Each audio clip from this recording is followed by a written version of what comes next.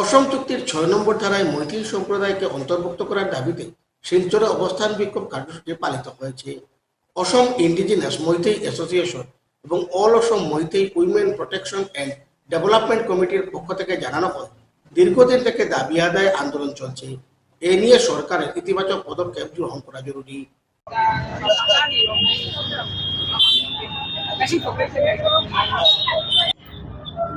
Assam close 6 का अंदर होना चाहिए चाहिए हम लोग का मिठाई कम्युनिटी असम एयरपोर्ट का क्लोज 6 में होना चाहिए हम लोग का मिठाई कम्युनिटी असम क्लोज का 6 में होना चाहिए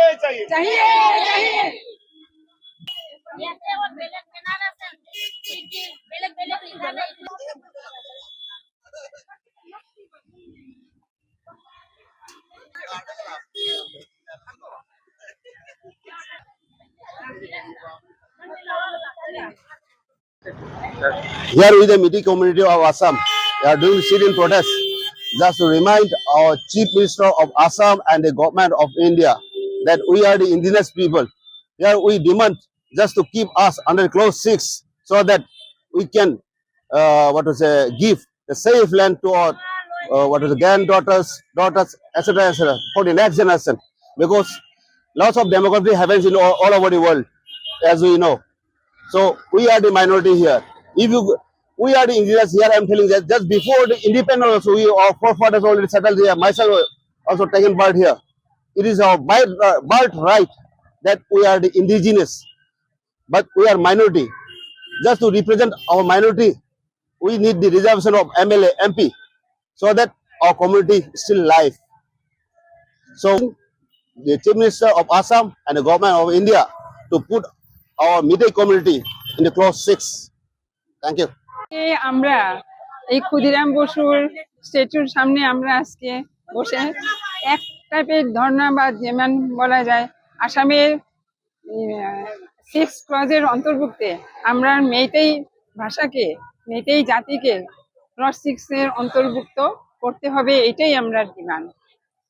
সিএম এর কাছে এটাই রিকোয়েস্ট, তার জন্য আমরা এই রিকোয়েস্টটা রাখে যাতে আমরা ক্লজ 6 এর ভিতরে ঢুকতে পারি। আমরা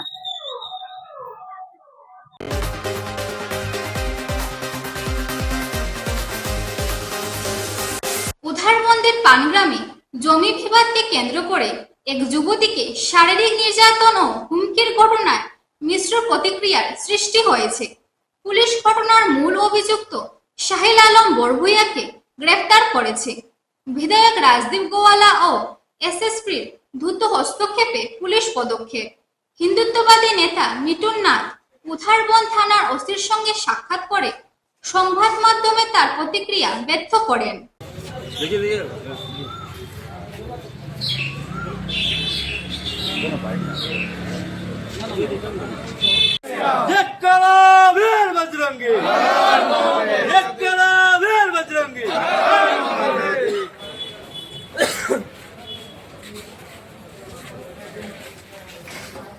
ঘটনা আপনারা সকলেই জানেন, গত 25 তারিখ রাত্রেবেলা পানগ্রামের একজন মেয়ে, ওর বাড়িতে আক্রমণ হয়েছে এবং এটা প্রথমবার আক্রমণ হয়নি, তার আগেও 3বার আক্রমণ হয়েছে ওদের উপরেতে। এবং পুলিশ প্রশাসনকে আমরা বারবার বলার পর এখন পর্যন্ত পুলিশ প্রশাসন শুধু একজন আসামিকে ধরপাকড় করেছে, কিন্তু ধরার পরও এখানে যে পিলার টিলার ভাঙচুর করে নিয়ে গেছে, যেখানে জিনিসপত্র নিয়ে গেছে, কোনো ধরনের কোনো রিকভারি এখনও কিন্তু পুলিশ প্রশাসন করেনি। ওরা জেল হাজতে পাঠিয়ে দিয়েছে, যাকে অ্যারেস্ট করেছে তাকে জেল হাজতে পাঠিয়ে দিয়েছে এবং পুলিশ এখন তো কোনো ধরনের কোনো জিনিসপত্র রিকভারি করেনি। এবং আরও যে 5 জন আরও আসামির যাদের নাম নথিভুক্ত আছে সেই ওদেরকেও এখন পর্যন্ত অ্যারেস্ট করেনি। ঘটনা আপনারা সকলেই জানেন, আমি রিপিট করে বলছি না, যে একটা মেয়ের উপরে অকথ্যভাবে আক্রমণ হয় রাত্রে 2টা-2:30টার সময়। ওর বাড়িতে ঢুকে 5-6টা বোলেরো গাড়ি দিয়ে পিঠে এসে ওর বাড়িতে গিয়ে ওর গলায় দা ধরে এবং ওর বাউন্ডারি যত পিলার ছিল ম্যাক্সিমাম পিলার ভেঙে দিয়েছে। সেই সংক্রান্ত ব্যাপারেই কেস দেওয়া হয়েছিল। আমি প্রশাসনের কাছে একটা কথা জিজ্ঞেস করতে চাই, যে এই যে 3বার একটা মেয়ের উপরে আক্রমণ হচ্ছে, তারপর আবার পুলিশ প্রশাসন থাকা সত্ত্বেও কি করে আবার ওর বাড়িতে আক্রমণ হয়?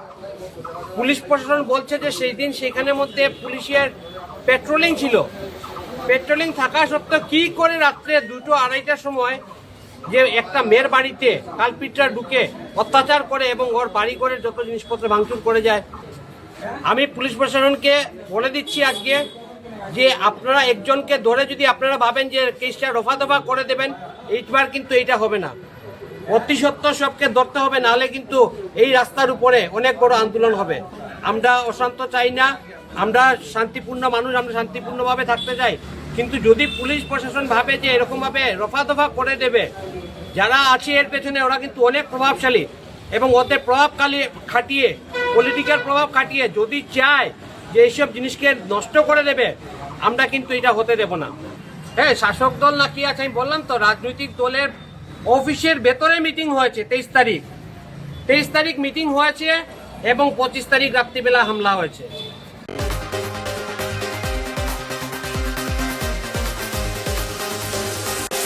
MK রিপোর্ট আর আজ এ পর্যন্তই। আগামী দিন আপনাদের সঙ্গে আবার দেখা হবে একই সময় একই চ্যানেলে। নমস্কার। নমস্কার।